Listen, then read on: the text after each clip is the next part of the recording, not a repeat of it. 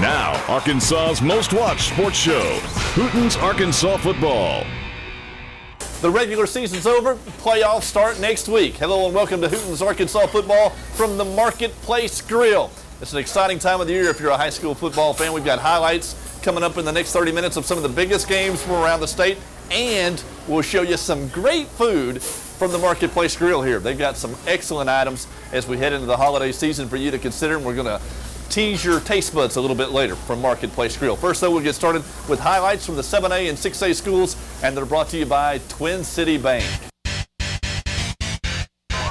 We begin in Cabot. 7A Central title on the line. The Panthers and Russellville. That's Cabot quarterback Seth Bloomberg getting the Panthers going. Cabot didn't score on its first possession, but it would on its second. Junior fullback Michael James gets his 20th touchdown of the season. He would score number 21 a little bit later and finish with 165 yards rushing.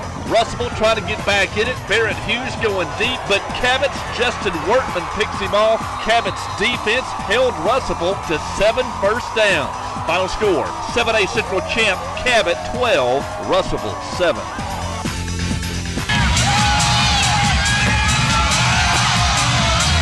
Next, it's the North Little Rock. The Charging Wildcats playing host to Van Buren. That's North Little Rock senior running back Princeton Johnson going 19 yards for the score. North Little Rock up 7-0 on the ensuing kickoff.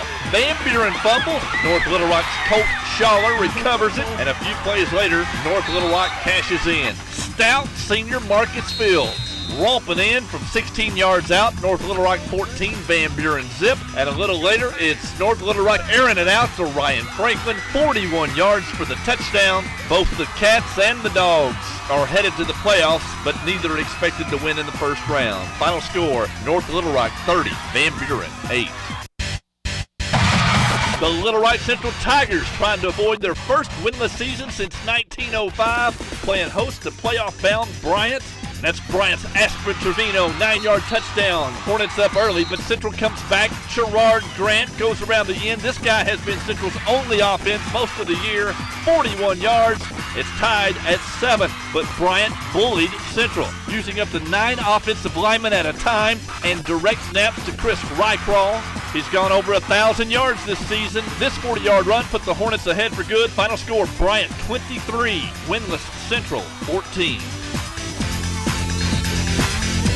Little Rock Catholic will be at home in the playoffs, and the Rockets recovered 2 Conway fumbles Thursday night. The first one sets up junior quarterback Taylor Bartlett's touchdown, 7-zip. Later, it's more Catholic and more Bartlett. He had 222 yards and 3 touchdowns on the night. Paul Drake takes his pass all the way down to the 2, and on the next play, Bartlett hooking up with John Springer for the touchdown. Final score, Catholic 31, Conway 6. In Class 6A now, Jonesboro finished 2-8 last year Thursday night, trying to completely reverse that record. Carter Callahan threw 3 touchdown passes at Hall, the first to A.J. Steele. Jonesboro up 7-0 until the second quarter when Jonesboro fakes the field goal. Callahan, the holder, hits Mr. Loudermore to make it 14-zip. And in 2 weeks, Jonesboro will play host to a playoff game for only the second time in 20 years. Final score, Jonesboro 31, Hall 14. The Benton Panthers needing a win and some help to make the playoffs, playing host to Watson Chapel. That's Chapel's C.J. Branch, right up the middle for a big gain. Next play, Kevin Johnson gets a short touchdown. And a little bit later, it's Watson Chapel using some trickery. Kyle Coleman on the fake punt. 30-yard gain all the way down inside Benton's 5. A couple of plays later, Nick Vanderbilt will score, and Watson Chapel's headed to the playoffs for the first time in 3 years. Final score, Chapel 56, Benton 14. Here's Hootens.com Class 7A rankings presented by Liberty Bank. Hootens correctly predicted every game in Class 7A, including HAR-BER's upset of Bentonville, and nailed the point spread on Southside by 3 over Northside. So as we head to the playoffs, the team that was number 1 when Hooten's Arkansas football hit the newsstands back in June is number 1 headed into the playoffs, Southside. Bentonville drops a spot, HAR-BER's up 1, and Northside drops 2 to number 4. The rest of the top 10 stays the same. Number 7 Springdale is 5-5, but Bulldog quarterback Ashton Glazer may be the best player in Class 7A. Number 11 Fayetteville also has a 500 record, but is back in the playoffs to defend its state title, and Van Buren is in the postseason for the first time since 1999. In Class 6A, West Memphis will have the home field throughout the playoffs after its second straight undefeated run through the 6A East. Pine Bluff stays at number 2 despite being whipped by El Dorado 38-14. The Zebras and Wildcats could meet again in the semis. Mountain Home and Jacksonville both closed out the regular season with wins and will play host to a playoff game next week. Parkview slips to number 8 after losing 2 straight and must travel to Texarkana in the first round. Number 11 Marion has lost 5 of its last 6 and must travel to El Dorado. And number 12 Sheridan is back in the playoffs for a school record 3rd year in a row. Hey, this reminder to you, Hooten's Arkansas football will not air next Saturday. CBS has a doubleheader of college football lined up, but Hooten's Arkansas football will return the following week with highlights from the second round of the play. Now, more of Hooten's Arkansas football, brought to you by Baptist Health Sports Medicine. We begin our Class 5A highlights with the game of the week. Number 1 West Helena at number 3 Batesville. In the third quarter, West Helena up 8-0 and looking to add more. Cougar quarterback DeAndre Johnson on the move. Johnson is so quick. He eclipsed the 2,000-yard mark in total yards this year, and West Helena is deep in Batesville territory. But how about that Pioneer D? They turned West Helena away on downs, and in the fourth quarter, here comes Batesville's offense. Quarterback Nick Daly off play action, zipping it out to Darius Davis. Davis with a nice game. And a little bit later on, Batesville driving again, trying to tie this one up and going up top again. But there's West Helena's Edwin Goldsberry. It's his second interception of the game, and Goldsberry is headed the other way. He'll set up West Helena deep in Batesville territory. That leads to this. Johnson running the option from the spread, pitches it to Razorback recruit Terrell Williams, and Williams does the rest. 5-yard touchdown, his second score of the night,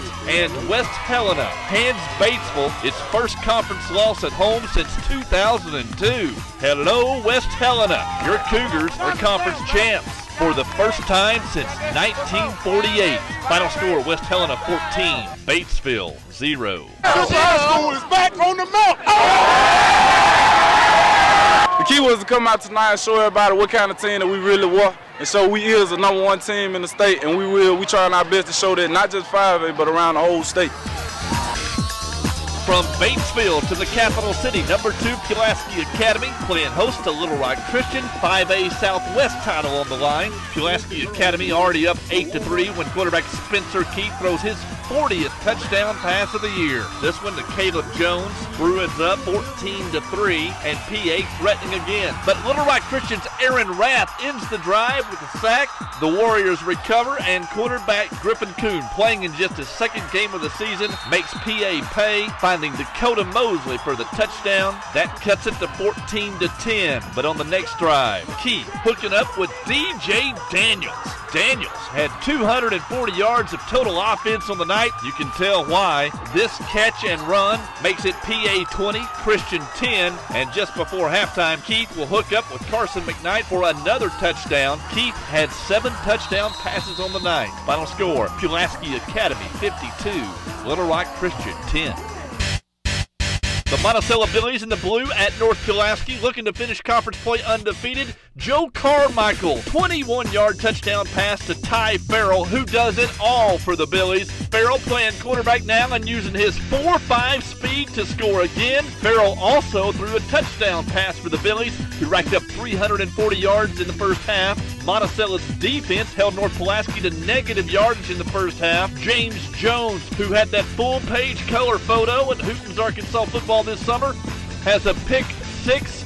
Monticello led 33-0 early in the second quarter when North Pulaski's D provides a highlight. Farrell hit and stripped by Houston Reagan. Speedy Gerald Blair picks it up in stride and heads 74 yards. Just getting by Carmichael's diving tackle. Now get ready for a big hit. Ensuing kickoff. Christian Matthews can't handle it, and bang! Sophomore Damian Williams makes Matthews pay. The Billies would continue to roll. Final score, Monticello 62, North Pulaski 14. Staying in the southeast, the BB Badgers playing host to Sylvan Hills. Number 2 playoff seed on the line. And early on, Sylvan Hills mishandles a punt. BB's Matt Dent recovers, and that sets up BB's main man, Sammy Williams. He's got more than 1,200 yards this year. BB 7, Sylvan Hills zip. But here comes the Bears.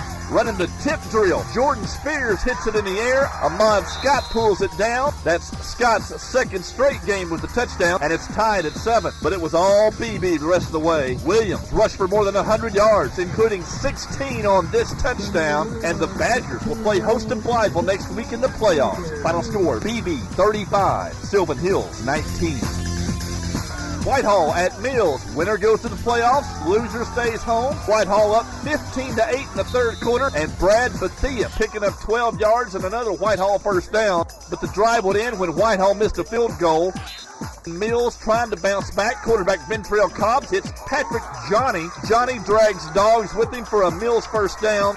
But the Comets couldn't score the rest of the night. Whitehall is in the playoffs for the third time in 4 years. Final score, Whitehall 30, Mills 8. Here's Hootens.com Class 5A rankings presented by Liberty Bank. West Helena's first team defense allows less than a touchdown per game. Pulaski Academy's only loss this year was at West Helena in week 1. The Bruins are on the opposite side of the playoff bracket from West Helena. Greenwood won the 5A West on Friday with a 4-point win over Alma. The 3-time defending state champs have home field advantage throughout the playoffs. SILOAM Springs beat Harrison Friday night to make the playoffs, and number 9 CAC is in the postseason in its first season after moving up from Class 4A. The Mustangs will play at Magnolia next week. Harrison won 7 games, but will miss the playoffs for the 6th time this decade. Number 12 Blytheville has lost 3 of its past 4. Number 16 Bologna opened the season with the win over 5A Southeast champ Monticello and also beat 5A Southeast runner-up BEEBE. Camden Fairview's the number 4 team out of the Southwest. The Cardinals play at Greenwood next week. Number 20 Wynn won its final 3 games to make the playoffs. And down at number 25, Hot Springs misses the postseason after losing its final 5 games. Hey, this reminder to you, Hooten's Arkansas. Now, more of Hooten's Arkansas football, brought to you by Sonic. At Roanoke, the Jackrabbits looking to sweep the 2-4A and hitting Clinton with the deep ball early. Rollins Elam to Michael Howard, Roanoke 7, Clinton 0. A little later, Elam over the middle to two-way star Joel Harris, 19-yard pickup, and that sets up this second quarter touchdown. Elam working the screen like a veteran. Big junior fullback Morgan Linton rumbling and bullet over Clinton into the end zone, 14-zip. And the Jackrabbits made it a 3-touchdown lead before the half. Clarence Harris is a college prospect. Give him 6. Clinton's best play of the first half, junior quarterback Robin Henley hooking up with classmate Brandon Baker. It wasn't enough. The Yellow Jackets finished 4-6. Roanoke will have a first-round bye. Final score, Rabbits 35, Clinton 7. From Lone Oak, we followed the Bald Knob Bulldogs up to Southside Batesville. Bald Knob in control 39-0. But here comes the Southside Southerners. Southside sophomore quarterback Jared Dahl stepping up in the pocket and finding senior Tyler Saraceno. Nice pass and catch for Southside. The Southerners on the move, but on the next play, Southside Batesville going deep. And there's Bald Knob junior defensive back Trey Gavin with the pick. Gavin headed the other way. This is a 95-yard interception return for a touchdown. And hello, playoffs. Bald Knob's back in the postseason for the first time since 2002. Final score, Bald Knob 52, Southside Batesville 7. At Malvern, the Leopards playing host to the DeQueen Leopards. And DeQueen up by 2 touchdowns in the fourth quarter thanks to tailback Greg White. He's just a junior, had 191 yards on the night. This 30-yard run sets up the quarterback sneak by Zach Taylor, and DeQueen was up on Malvern 35-14 early in the fourth, but this one's not over. Here comes Malvern. Senior quarterback Justin Jones to sophomore James King. A little later, Malvern on the move again. Oliver Archie capping a quick touchdown drive. Archie torched DeQueen for 186 yards, averaging 6.5 yards per carry. But the Leopards are still down by 7. But DeQueen couldn't sustain a drive, and Malvern comes right back down the field. Archie slashing in for another touchdown. It's a 1-point game, and the Leopards are going for 2. But the pass fails.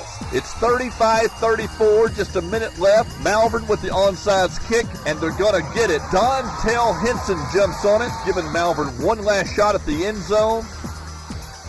But the pass is long, the horn sounds. Final score, DeQueen 35, Malvern 34. Hey, 9-1, second round. We're going 2 games at home in the playoffs. The Fordyce Redbugs, led by Dexter Walker, Darius Cleaves, Dean Watkins, and Nick Clary. Looking relaxed and ready for the playoffs, Coach Clark Watkinson's Redbugs beat Star City in the final minute last week, leaving only McGee standing in the way of a Fordyce postseason appearance. McGee sophomore Keith Lockwood running hard in the second half, but the night belonged to the Bugs. Even Fordyce freshman Xavier Oakley got in on the action as the Redbugs rolled. Final score, Fordyce 40, McGee 0. Almost 7 on 7 tournaments we went to. We did some bad in-pool play, and then what we do in the tournament part? We win them. We came out winners. That's what we're going to do at this playoff system right here. We got pretty good defense, and we can run the ball pretty good and pass the ball too. Here's Hooten's Arkansas football Class 4A rankings presented by Liberty Bank. The top 10 stays the same, and the top 4 all have first-round byes. Number 5, Warren, has won 6 in a row, but the Lumberjacks could face Lonoke in the second round of the playoffs and Shiloh Christian in the quarterfinals. Osceola won the 3-4A, and the Seminoles have a first-round bye and don't have to travel until the semis. Number 8, West Fork, not only has a first-round bye, but a good playoff draw, and the Stuttgart Ricebirds scored 3 defensive touchdowns in a 31-point win at Mariana on Thursday. Number 12, Clarksville, heads to the playoffs after beating Dardanelle by 4. Look out for number 15, Newport. The Greyhounds are loaded with speed and could be headed to the semis. Heber Springs checks in at number 17 after a 4-point win over DeWitt. The Panthers are the number 3 team in the 2-4A and play host to Prairie Grove next week.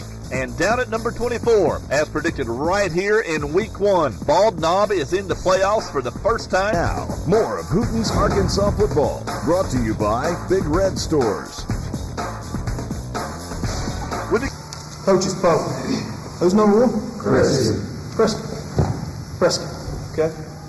So we've already talked about that. We've already talked. They're the paper champion, right? Yes, sir. They are the paper champion. That's paper. You understand? Yes, sir. That is paper. Feel that right there. Huh? Feel it. Reach up under and feel it. Huh? Yeah, you got one that's beating right now. That's real. That's real. Feel that right there. Everybody feel it. Feel your buddy. Feel your buddy. What is that? What is that? Yeah, that's real, man. That's real. Okay? Your heart, and I mean every bit of it, your heart and your pads are all we need tonight. You understand? Yes, sir. You lay your heart out there on that field, and you hit them every snap, and we'll be real champions. Oh my goodness, number 1 Prescott playing host to number 5 Rising, no doubt the AAA game of the week. Rising renowned for its defense, and the Wildcats pour into Prescott's backfield early. Ben Gillette and James Cranford just buried Prescott receiver Jermaine Henderson, but Prescott would get things going on his second possession. Tremaine Henderson passing to his twin brother Jermaine down inside the Rising 10. A couple of plays later, Tremaine Henderson, who completed 9 of 18 passes for 142 yards, hooks up with B.J. Haney for the Prescott touchdown. Curly Wolves up early, but a little later, Prescott went for it on 4th down from its own 26, didn't make it, and Rising made them pay. Number 7, Carrick Dodson plows in for 6. Rising would add a 2-point conversion, and the Wildcats were up on Prescott 8-7. Back comes the Curly Wolves. All-State tailback DeMarcus Collier fighting and reaching for every yard, and 3 plays later, Collier goes up and over for the Prescott touchdown. Then Tremaine hits Jermaine with the 2-point conversion toss, and Prescott leads 15-8. Ironically, Rising won on paper Friday night, running for 244 yards and 16 first downs, but Prescott prevailed on the scoreboard. Final score, number 1 Curly Wolves 22, previously undefeated Rising 15. Sell out tonight for this. Let's finish it. Let's go 10-0. I know you know what's on the line here. Guys, let's just go to work here and win this conference championship outright. And get ready for playoffs, man. The Fountain Lake Cobras open the season and will enter the playoffs, ranked number 3 in AAA by Hooten's Arkansas football. Fountain Lake's Mark Macon made Jesseville pay on the opening kickoff Thursday night. The sophomore goes 66 yards down the far side. That would set up the Cobras' first score and the blowout. Macon scored 2 touchdowns on just 3 carries out of the backfield. He also returned 2 kicks for 63 yards. Fountain Lake got its second touchdown of the night from senior Quentin Lindsay. Lindsay is on the State Farm Awards watch list for the Class 3A Offensive Player of the Year. He scored 2 touchdowns on just 5 carries. And junior quarterback David Gray gave Fountain Lake a 3-touchdown lead in the opening quarter, and the Cobras head for the postseason 10-0. Final score, Fountain Lake 55, Jessieville 6. At Magnet Cove on Thursday, the Panthers playing host to Arkansas Baptist. Both teams headed to the playoffs, but the winner gets to play at home in the first round. Arkansas Baptist running back Minku Gion playing football this year for the first time and finding the end zone. He had 7 carries for 44 yards on the night. Arkansas Baptist up 21-14 in the third. In the fourth quarter, Magnet Cove looking to tie it up. Senior quarterback Jake Stevens going up top for Jake Daniel, but Baptist making the play. Both J.D. Brunning and Lance Black knocked it away.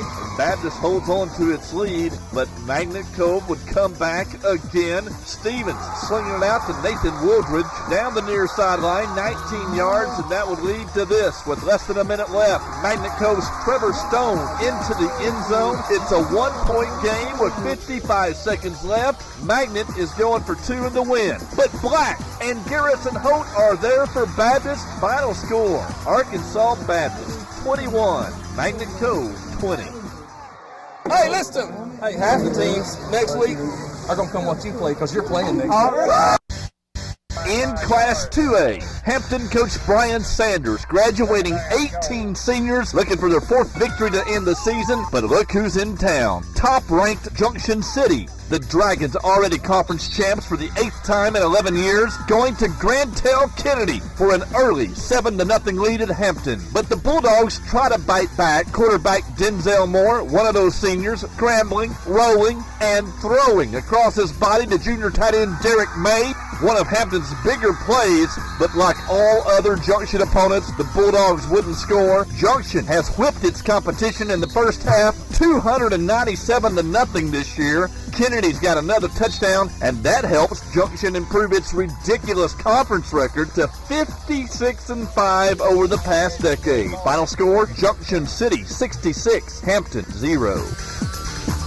Big rivalry game on the Grand Prairie. Carlisle playing host to rival Hazen. The winner gets a number 2 playoff seed in what looks like a nice route to the semis. Carlisle's first drive of the game, Blaine Perkins captain, and the Bison are up 6-0 on its next possession. Carlisle giving it to Cameron Russell for another touchdown. Russell finished the night with 70 yards, and now we'll speed it up a little bit. More Perkins, another Carlisle touchdown, and quarterback Clay Hart will add a 2-point conversion. Next week, Carlisle plays host to McCrory, and Hazen hosts Danville. Final score, Carlisle 36, Hazen 0.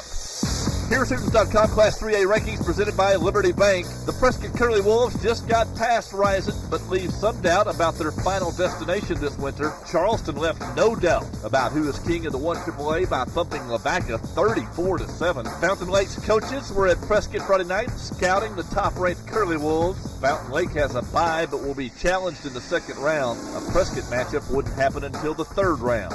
Mayflower is going to be hard to handle in the bottom half of the bracket. The quarterfinal showdown at Charleston looms. Number 6 Harding Academy will play host to dangerous Rivercrest in the first round. Number 7 Hoxie beat Harrisburg in overtime to claim the 3-3A's top seed and home field advantage through the quarterfinals. The second 10 starts with the Golden Arrows, then it's Green Forest, Lamar, and Perryville, winner of the 4 AAA, and with a favorable playoff draw ahead. Arkansas Baptist moves up 7 spots after rattling past Magnet Cove. Number 17 Harmony Grove will play host to number 13 Lamar in a quality first-round game. At number 20, it's Mansfield. Tiger coach Jason Gill returns next week to Rising, where he served as an assistant to Clay Toddy. The Pirates, Colts, Bears, Mohawks, and Fox round out the top 25.